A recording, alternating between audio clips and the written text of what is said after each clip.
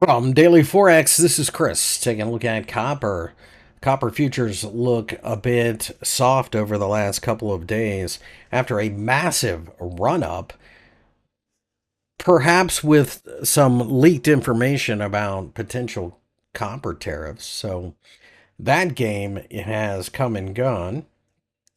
It will be interested in seeing how this plays out. We did have a pretty significant bullish flag that broke higher previously, and the measured move on that breakout was right about where we hit, almost to the penny at $5.30.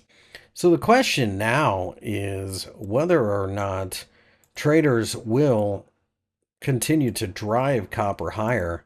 I think at this point, it's a bit of a mixed bag. We don't really know, mainly due to the fact that global growth is a little bit threatened, but if we start seeing tariffs everywhere, there brings a lot of pull through people buying copper before they have to pay those tariffs, and that's what we just saw.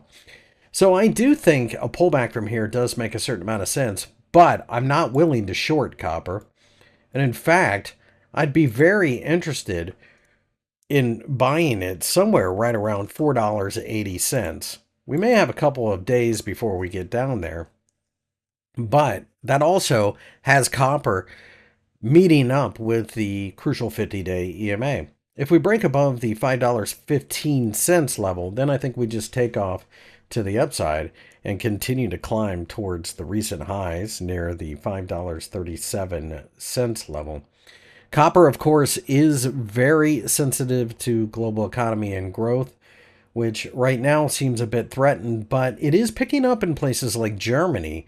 So pay close attention to that. If the tariffs end up being less stringent on Wednesday than people are worried about Trump doing, what you might see initially is copper sell off and then bounce, perhaps based on a relief rally and hope of global growth continuing. Anything below the $4.60 level, I think it's disastrous for copper. I don't see that happening, but it is an area to pay close attention to.